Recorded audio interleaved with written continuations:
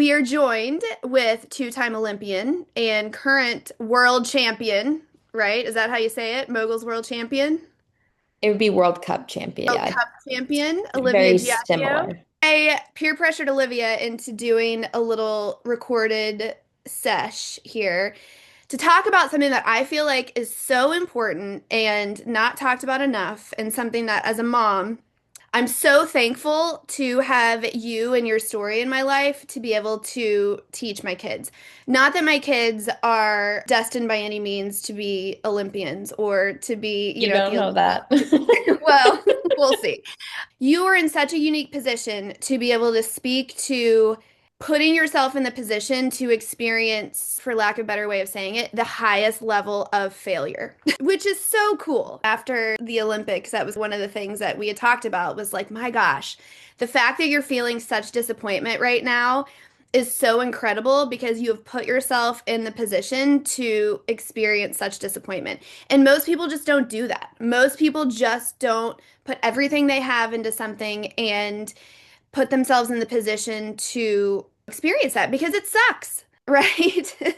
It's incredibly hard. Maybe go back before we get into that. Maybe go back to the beginning and maybe where we started working together, your journey over the last, gosh, what has it been? Like 6, 7 years? It has been a long time at this point that we've been working together. I guess where that all started was I tore my ACL in December of 2019, and that would have been going into my fourth year on the US ski team, I think. And at the time, my technical skills were developing really well. I was at a high level on the World Cup tour. I'd already achieved a World Cup podium. I was the first alternate for the 2018 games. But after I became the first alternate, I went through a series that lasts maybe around a year and a half, where I was having so much self-doubt. I was not believing in myself. I had a really difficult time performing in any competition, but I always knew that I wanted so much more for myself, but I really wasn't sure how to be able to get there. And when I tore my ACL, everything stopped. It gave me a chance to refocus, and the whole 10-month recovery became so much more of a mental recovery than a physical one for me.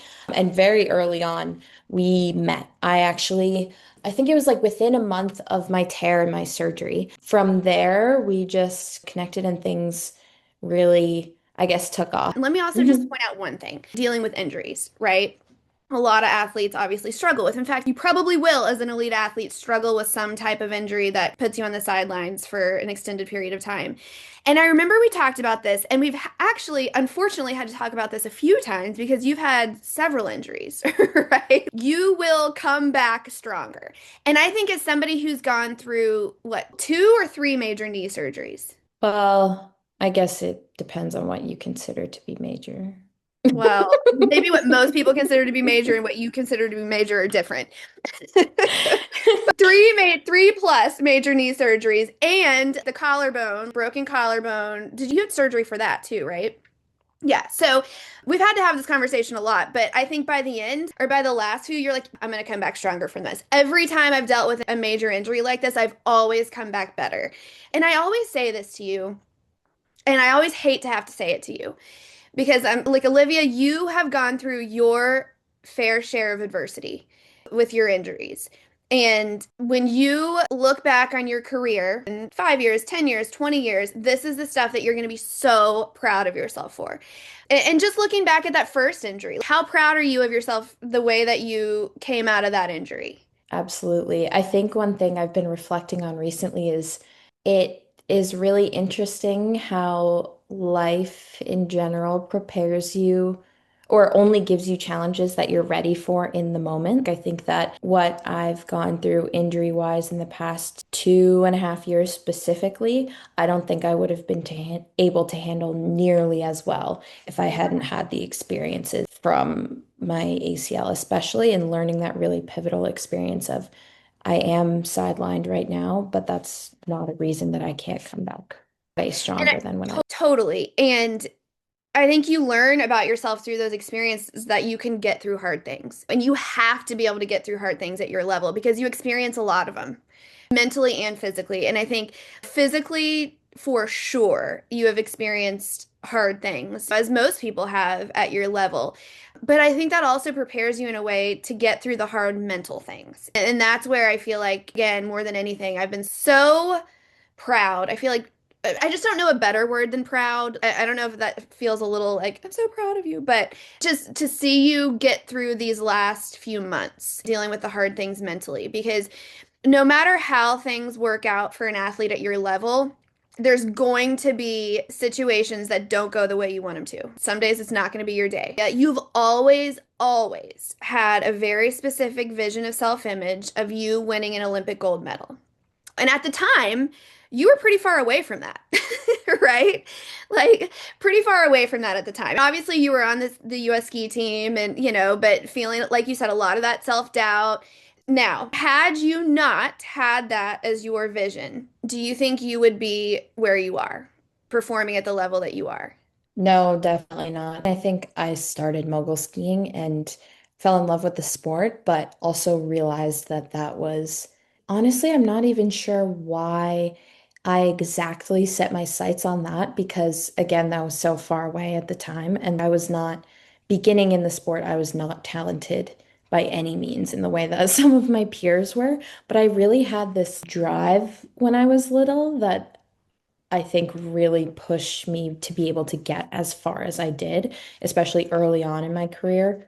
And then similarly, that's always been a goal that's really motivated me. And I think for the vast majority of my career, as you said, I have been objectively far off from being able to achieve that. I think the only time where that's actually been realistic for me was this season. And I think where that is as a result of, I guess, unfaltering or unwavering sights set on this goal, but also the work that I've been able to put in over the last 15 years. Well, and I think that moment, 15 years ago, 6 years ago, whenever, when you decided this is my goal, this is my vision, and I'm going to see that, I'm going to visualize that every single day. Most people don't do that. Most people are too scared of that for very good reason. Because if I want that and I work for that and it doesn't happen, then I'm going to be devastated. So we like to protect ourselves, right? We like to Hmm. protect our self-image. And so that's step number one, I think, of the champion is just being brave enough to go for it and to say that I want that and to remind yourself that Hmm. you want that every step of the way and not be like, well, I'm dealing with this injury right now. Maybe I don't want that. Or I didn't perform that well at that competition. Maybe I'm just kidding. I don't want that, right? You've never Hmm. faltered at that.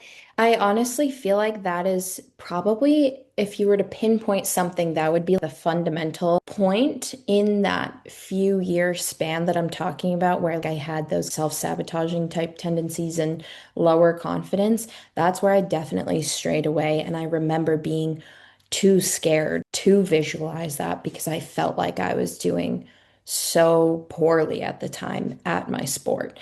And relative to my first couple of years on the team and relative to what I've achieved afterwards, objectively I was, but I think a lot of that, it's kind of like a little bit of a vicious cycle or a feedback loop in that sense, where me not wanting to actually wake up every day and try my hardest at being able to achieve this goal results in worse performance, and the Yeah. cycle just continues.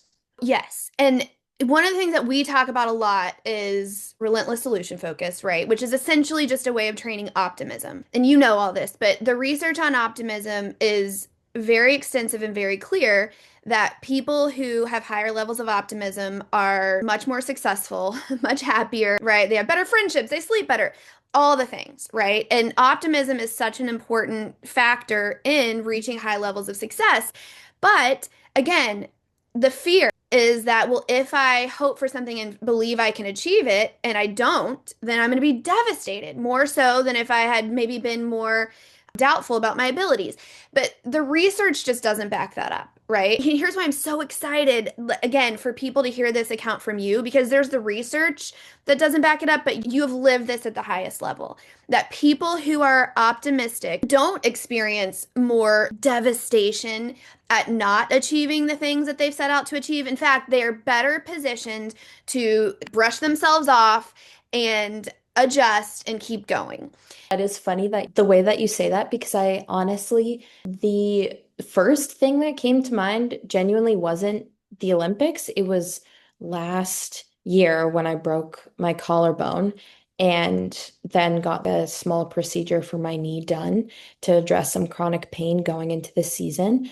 And the fact that I missed several events of last season, being the Olympic test event, World Championships, and then a few World Cups at the end of the season when I was doing well in the standings and had a chance at being top three in the world, and to back up my results from the previous year. I remember that day that I did break my collarbone, I didn't even cry. And it wasn't because I wasn't processing the emotions. I felt like very aware of what the rest of my season was going to be like. But at the same time, I knew without a doubt that I was going to be able to come back Yeah. stronger. And I Yeah. honestly feel like maybe if I knew what this summer had in store for me, or that past summer had in store for me, like following the collarbone injury and the knee injury, I maybe would have been a little skeptical about that. Because going into this season, I think that if you had asked me if I would win the overall globe, I would be like, that would be crazy. But I think that self-assurance and unrelenting self-belief in my capability to attack anything and be resilient and be flexible in whatever comes my way was something that I had never I had experienced it and glimmers of it, but never in such an assured way where I was very confident in myself. And so I think that also translated to what you're talking about with the Olympics. I think my performance at the games, the first day, I would say that day, the singles day, that was the moment that I was honestly really hoping for to be able to get gold. I thought my chances were higher. I had podiumed at every single singles event going into the games. I felt really good about my skiing. Physically, I was in a pretty decent place. And I left that day feeling really disappointed. I missed the medal round. I don't even know by how much, but it wasn't very much. And I felt like I really didn't feel like I let other people down because I was so excited and thankful to have my family and friends and my brother and people supporting me at the bottom. And all anyone said to me was like, we're so proud of you for being here. And this is such a cool experience that we get to be a part of. But more than anything, I really felt like let myself down just because that was the Olympics is an opportunity, but that doesn't come around very often. And I'm a part of a very strong women's team that I'm really thankful to be a part of because it does push me, especially technically, to perform really well. But I think that, I guess, being able to make it to the Olympics is never guaranteed in a sense. It's a difficult thing to do. And in some ways, it felt like that was my only opportunity to do so and to really make a statement at the games. But I think even though I left that day feeling really disappointed, I was able to turn it around into the next duels day just by focusing on one thing that I could do that was right in front of me that I could improve. And in a lot of ways, that became my strategy and process focus going into the next event. And while I didn't walk away with a medal, I was really proud of the process that I put into it. And I felt like I was able to leave the games with quite a lot of lessons learned and perspective. Mhm. And I think hunger still. But I think Mhm. probably the biggest thing that I didn't do. And I think that we talked a little bit about going into my next World Cups is that there was no need to question everything and rebuild everything. Because at the end of the day, the Olympic Games is one day out of every 4 years. And there is always a possibility that you just may not perform your best that day. Yeah. And Yeah. there's always a possibility that I don't know, the judges may not score you the way that you wanted. Not saying that's what happened to me because that's not Yeah. what happened to me. I just didn't perform the way that I was hoping to. There's so many uncontrollables because of how the games actually occur.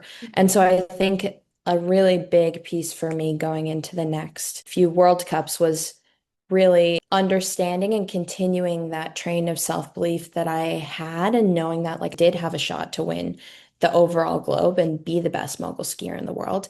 And how I was going to do that was really trust in my process and go back to focusing on those little details that I've built over the years to make me a really proficient mogul skier and competitor, and really, I guess, trust in the process as much as possible. You did such a great job of like articulating your strategy there because I think when we Hmm. let the emotions take over, it's a losing battle. And there are emotions involved, you know.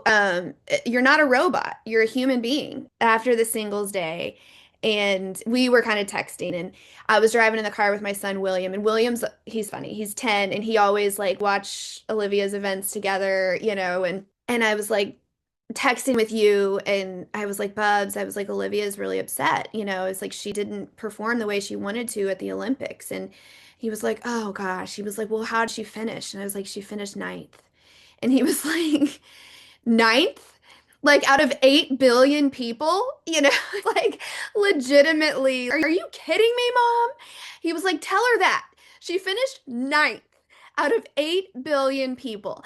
And I just had to laugh because I needed a little bit of reality check there too. Like the fact that you were in a position to be disappointed with a ninth place finish out of the world, you know, and it's so incredible. And I know it was disappointing. And again, going back to that original point of like most people don't go for it, so they don't have to experience that moment. Talk a little bit about your process, a little bit of our convo about do I want to put myself in this position again and say that I want to win the globe? Yeah, I think that was a really pivotal moment actually in the way that I went about that last World Cup, and or I guess what ended up being the last World Cup. I think we had a conversation, I think it was after my first day of training, going into the second day of training, and like very transparently, classic 5 minutes focused on results before we talk about the process. I Yeah. was like, I have this very realistic opportunity to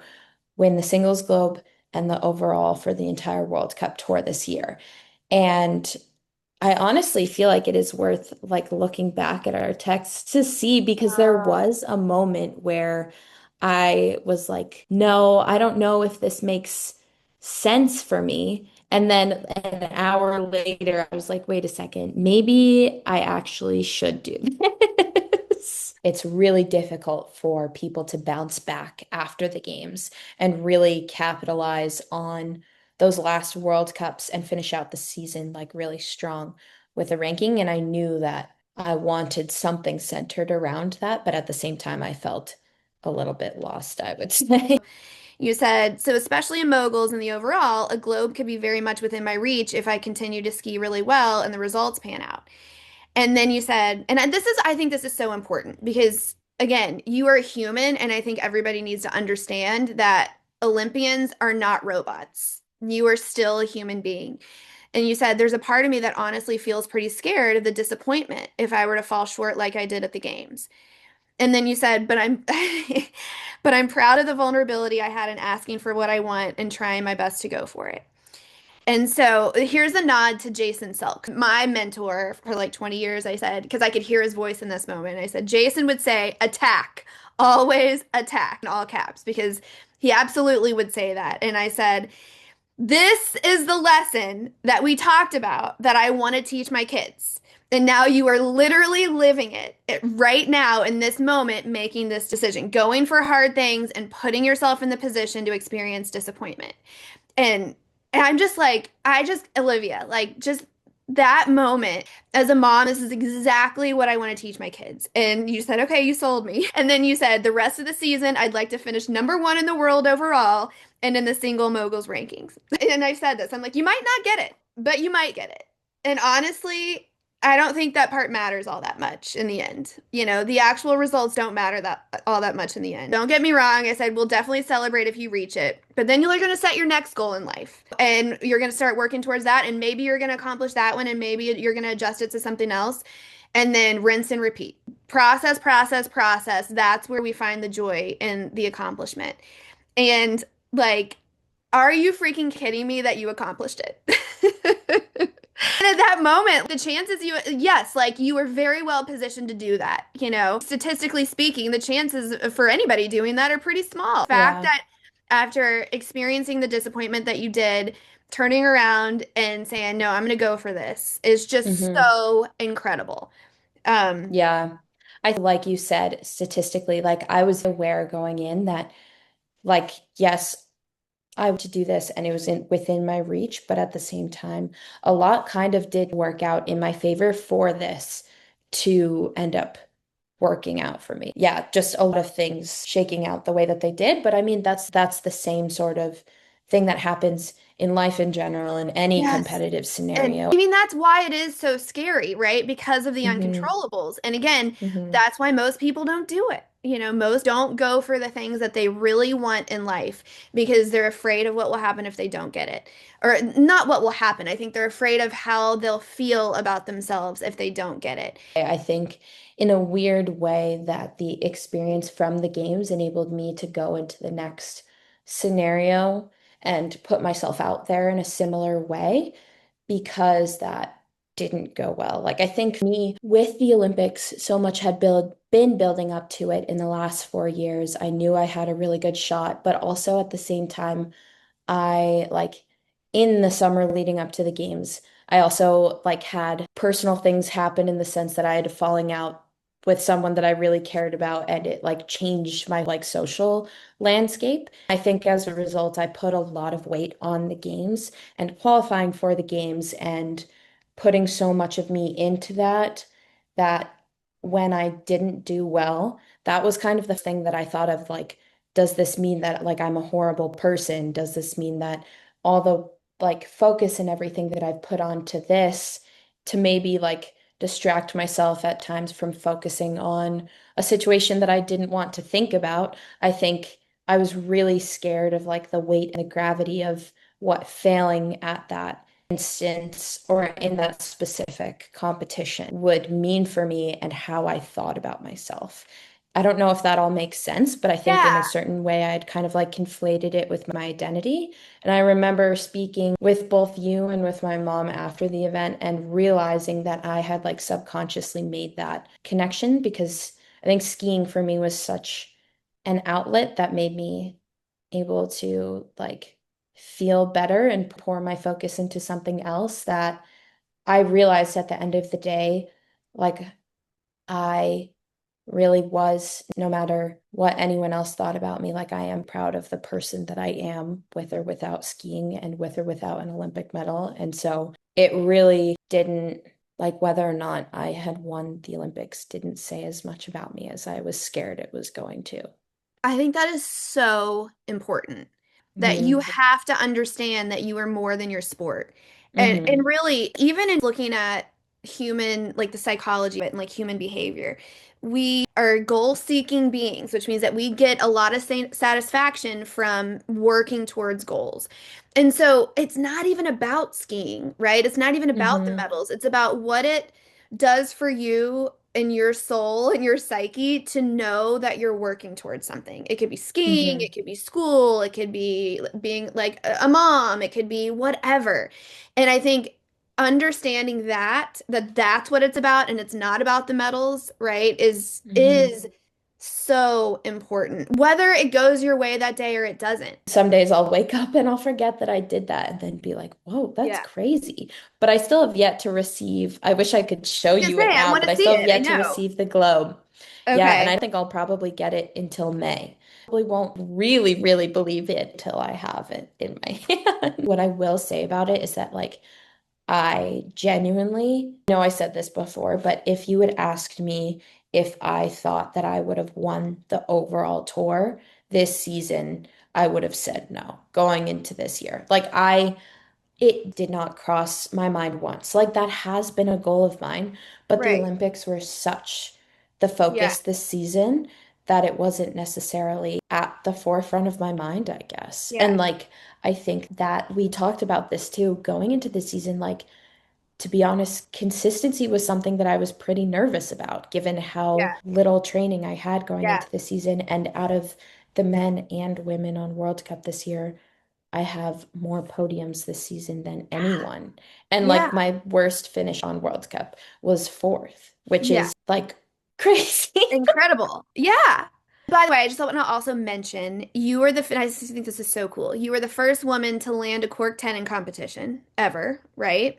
You've always had this as a really important goal of yours, and I think this is always really important that you really want to leave a lasting impact on this sport, in pushing this sport forward. And you can absolutely say that you have done that and that you're doing that, which is so cool. And I Um, think that the fact that like that big motivator of mine is really cool. Like, yes, obviously, I think by this conversation, it's easy to tell that the Olympics are really yeah, important to me. yeah, yeah, yeah. But I think that at the end of the day, more important would be like to push the sport in a way that leaves a lasting mark on like the trajectory of women's mogul skiing is So headed, I would And say. that's a really important lesson, I think, for all of us, whether we're athletes or non-athletes, that when your motivation becomes the impact you want to make versus your income or your results, like it just changes the game. Not only that bring you so much more fulfillment, but it actually pushes your results to be a lot better. So Sarah Blakely, do you know who that is? She's the founder of Spanx. Oh, okay. Okay, and she's like a billionaire, is and just has a really great reputation of just being such a great person, great to her people, great to the world, just awesome. And I saw her tell this story about her dad growing up, and I thought it was so cool. She said her dad, they would celebrate failure in their family. And every day they would get home from school, or her dad, like maybe around dinner table, would be like, okay, did you fail at anything today? And, they'd say, yeah, I asked this really dumb question in class, or I like did this, silly thing or whatever. And he would give them a high five. If they failed at something that day, he would be like, great job. And they would high five over their failures. And that's something I've really tried to instill as a parent. I told my kids that story, and I'll ask them that when they get home, like, did you fail at anything today? And when they do, we really celebrate it because, as we've talked about, that is what most people are so afraid of. We're so afraid of failure, so we just don't go for things. I think Hmm. having a fear of failure is normal and healthy, but I think the key is that we don't let it get in our way. And so I'm just so thankful for you. And I think your story is just so valuable for people. And actually, let me leave with this because I work with youths, right? I work with like elite athletes, professional athletes. And I am somewhat of a unique position to where I can see the differences and the similarities. And I will tell you, we are all made of the same stuff. I've got clients who will say to me, when I'll maybe share like some insight from maybe like somebody like you or a professional athlete I've worked with, and they're like, yeah, but I can even compare what I'm doing to what they're doing. People say that to me It's all so the time. similar. Yeah. Yes. Hmm. And It I'm like, is. listen, I can tell you this because I work with Hmm. them and I work with you. It is the same. We struggle with the same stuff. Your journey Hmm. to the Olympics and to winning the world globe and like all the things that you're dealing with in life is this, you go through the same emotions, the same struggles, use the same tools as those of us working on, dealing with behavior issues with our kids or working on improving, our business. And I think just people just don't believe me about that. They think that Hmm. people like you are just aliens, or Yeah. robots. Just Mhm. Olivia. Yeah. Yeah. No, it's so true. I feel like it's something I think I was came to face with a lot at when I went to school at Columbia. I feel like I don't necessarily realize it until like the situation of saying with meeting friends at school and they would be like and getting to know them, they'd be like, it's crazy that you're so I guess, down to earth or like quote unquote normal. Real, And one of my normal. Yeah. friends actually does a podcast. And in her podcast, she mentioned me and was just talking about how like I experience the same struggles that she does or can approach the same things or like she can learn from me, I learn from her, vice versa. Like I don't know, it is just like a very normal thing and people learn how to approach, I guess, their own struggles and pursuits in ways that work for them. I love it. That's probably a good note to wrap up on, but people should follow you. She obviously has amazing stuff to share. Thank you for your journey, for your experience, and for sharing this. You're the best. Thank you. All right. See ya. Bye.